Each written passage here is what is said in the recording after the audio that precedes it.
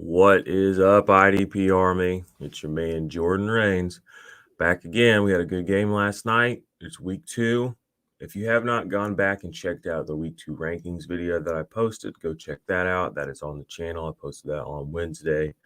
I posted on Thursday, but it's Friday. So I'm going to give you guys my Friday fades. I'm going to break down those guys for you. I'm going to talk through my sack lock of the week. And I was going to give you my Underdog stack of the week, but Underdog didn't upload their or open up their games yet. So I haven't put any of my slates in for this weekend. So you'll have to check back on Sunday morning for that. But in the meantime, go down in the comments, click on the link to Underdog Fantasy, do a couple drafts. It'll make your weekend a lot more fun. But we'll go ahead and get into the fades, and we'll get you out of here. Check the mic and make sure it sound right, boys.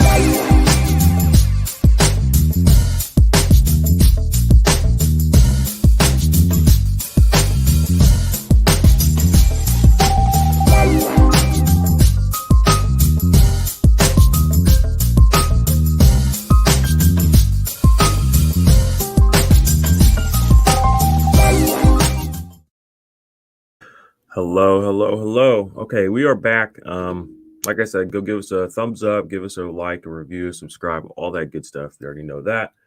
Go check out the Patreon. We got good stuff over there. Hopefully you had some good players in last night. Montez Sweat had a little sack. Jonathan Allen had a big 2-sack game. I'm playing against him in a couple of leagues. Terry McLaurin going off. A lot of people just, speculating and freaking out, and it's fantasy football. I mean, it's the same stuff every year. Play your best players. Don't overthink it. I mean, Terry McLaurin is kind of like the new DeAndre Hopkins. Just play him. Who cares who his quarterback is? It's not complicated. He's really good. So I got him all over the place, so I'm pretty happy about that. But anyway, all right, let's go ahead and get y'all into what we came here for. Let's just go ahead and start off. My super sack lock from last week was Bradley Chubb. He was a late scratch, so started off the season 0-1, or just no 1. I guess I have a 1. It's a loss. So I gotta get on the board. So I'm just taking TJ Watt this week as my sack lock, taking him versus Las Vegas. I trust TJ Watt. You guys know that. So I'm gonna try and take an easy one in there. Just remember the rules for the super sack lock. How did they go again? It was essentially I can only use same guy 3 times. Can't use same guy in back-to-back weeks. I think those are pretty much the only rules. We're going to try to hit a streak. So, one other thing from last night's game before we get out of here. Azeez Ojulari, the defensive, not really defensive end, but defensive line / outside linebacker for the New York Giants last night. He looked good. He looked really good for a rookie. So, if he's on your waivers, you might, in Dynasty, he's a guy to target. He looks like he's going to be a good pass rusher from, the little bits that I've seen so far. But, all right, I'm going to go ahead and get you through my fades. Now, remember, it's week 1 or week 2 now. We only have so many data points to look at. A lot of these are just going to be snap related, just guys that aren't playing like we thought. So I'm just going to break them down for you quickly. This is not going to be a thesis, doctoral thesis, a dissertation. It's just going to be these guys probably not going to be in your lineup this week. So let's start with the man, the myth, the legend, Alex Singleton. Look at that hair. Eagles linebacker. You might say, why is he not going to be in my starting lineup? He was so good last year. Only played just a smidge over 60% of the snaps this week. I think he played right at 60. That's not good. Eric Wilson appears to be the primary linebacker there. Seems to be the alpha dog. Got the green dot. Played the most of the snaps this last week, and he was a good linebacker. He's top 12 linebacker himself last year, Eric Wilson. So we have to adapt. Alex Singleton, I'm not saying don't play him, but you can't necessarily expect linebacker 1 numbers from him now. So I'm going to we're going to take him down a little bit in my rankings. If you want to look at those, you can go check those out in the comments as well. Or not the comments, in the show notes, there's a link there. I had high hopes. Don't know if this is going to stick. Don't know if this will last, but this is where we're at right now. So Alex Singleton is more of a linebacker 3 flex guy than maybe like a high-end linebacker 2. So now this one's going to hurt. Jaylon Smith. Another similar situation. He's just not the primary linebacker 1 on his team now. They added Micah Parsons, and they really like him. They like him enough to put him out there above their $50 million linebacker. And he's, I think it's part of the new regime. Even Jaylon Smith's old news. They want Micah Parsons. They want him out there. So at this point, he's someone you're probably going to put on your bench until something breaks your way. I hate to say that. I had to put him on my bench last night in several leagues. Who did I put in for him in a couple of spots? Let me think here. Oh, I put in like Jordan Brooks, for instance, a player I played over him.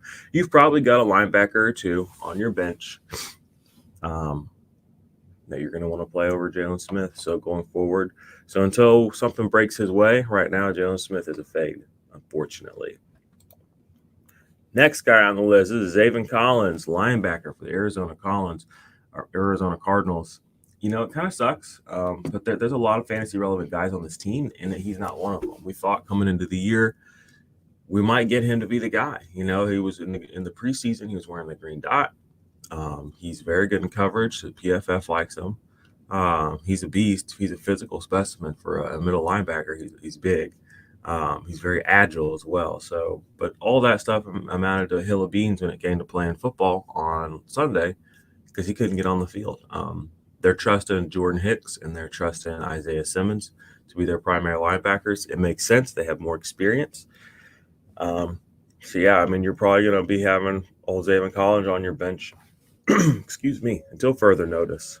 So, another rookie we got a fade, unfortunately, Jeremiah Owusu-Koramoah, linebacker for the Cleveland Browns. Another situation where the snaps just aren't falling his way the way that we originally wanted. But this is good news because Anthony Walker looks like he's going to be the alpha. I like Anthony Walker a lot. I know a lot of people don't like him for whatever reason. He's never done anything to me. Pretty good linebacker. He actually looks really good out there playing on Sunday, I thought.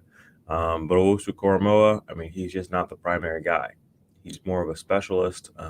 He can do different things well than Anthony Walker, but it's a smaller tool belt from which he's pulling from. And just not being a veteran, being a rookie linebacker, it's tough. It really is. So I was talking to my buddy about and to go out there week one and to immediately be faced off against Tom Brady, the GOAT. That's got to be tough, especially at that linebacker position because Brady's going to try and take advantage of you. So we saw mixed reviews on Micah Parsons this last week. I think he's going to be good. But who we're talking about now, Jeremiah Owusu-Koramoah, he said he played 40% of the snaps. If you're in the index, you can see all this stuff very easy. We have that all updated. Yeah, he played less than 55% of the snaps. So that's just not a linebacker you want in your lineup. Even if he is a playmaker, that's just not enough. Unless you're so hard up, you just have to play him. So got to fade Jock this week. And we'll just see how it progresses. This one's tough. Za'Darius Smith, I love Za'Darius Smith. The reality is, though, he's been having this back injury. This back injury has been lingering since training camp started or before training camp. First, I thought it might have been like leverage to get a new contract. Now I think it might actually be a back injury because, if you go look at how much he played on Sunday, he only played 18 of 62 defensive snaps. That's not a usual workload for a guy like him. And I've heard some things about how he's kind of upset because he didn't get voted as captain of the team. I just think Green Bay in general is in for a very tumultuous season. Unfortunate, just based on what I've seen this last week. I know it's just 1 week, but it really could be a microcosm of the season. It already basically was a microcosm of the offseason. But all that said, because of the back injury, he did not practice on Thursday. Today's Friday when I'm recording. It's Friday morning. It sucks because he's one of the best defensive line players you can play. He's finished top 5 or top 10 back-to-back seasons. He's finished double-digit sacks, super high pressure getter, all that stuff. But until further notice, I just don't feel comfortable playing him because he's not playing enough snaps. You've probably got somebody on your bench you do have somebody on your bench that's going to do better than Za'Darius, unfortunately, for the time being. So go with that option. I know he's, you drafted him to play him, but you can't play him right now. All right, and my last fade for this week is Donovan Wilson. Now this one's kind of weird, a little bit different because unlike some of these other guys, he did play a decent amount. He played 55 of 65 snaps, but he has had a lingering groin injury all offseason, and he did cause him to sit out of practice Wednesday. Now, I don't know if that's just going to be a thing where it's like, oh, well, Veterans Day, whatever, but it is a groin injury to a safety who only had one tackle last week. So on that many snaps, just getting one sack or one tackle, I'm a little bit concerned about maybe just I need to dig into watching him play a little bit more before I feel comfortable putting him back into my lineup, because we've seen with players that have some of these nagging injuries that still play, they play a little more tentatively. That's what I've noticed anyway. Shoulder injuries, groin injuries, it changes your play style because your body is limited in a way, whether you want to admit it or not, whether you say it or not, whether you can play through it or not, you're still playing in a limited capacity.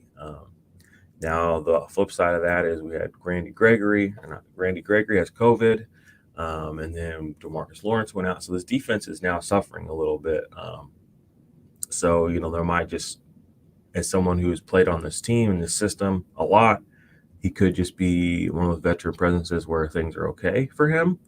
But with the team already kind of taking some steps backwards, with the injury being around and just being present, I'm going to be looking to my bench and maybe even my waiver wire for a defensive back to play this week over Donovan Wilson, just because I want to see the show on Sunday morning at 11. We're going to be doing the live stream. We'll answer all your start sit questions that we can, talk about the matchups. I'll be on for about an hour and a half. Those are always a good time. Those are super actionable, really digging into the news, how we're viewing the week. So join us on Sunday. Oh my gosh, guys, I haven't had any coffee yet. Join us on Sunday, 11 a.m. Eastern for that.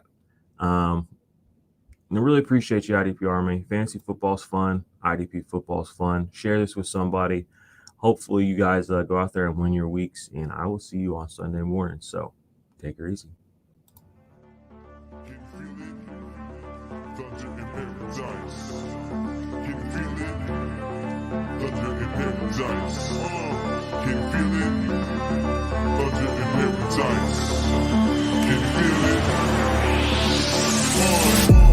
Let the rain hit the sand. Build a house on a rock, got a plan.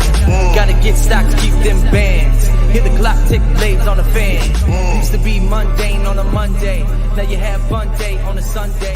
Cause you switching it up and you living it up. You ain't getting enough.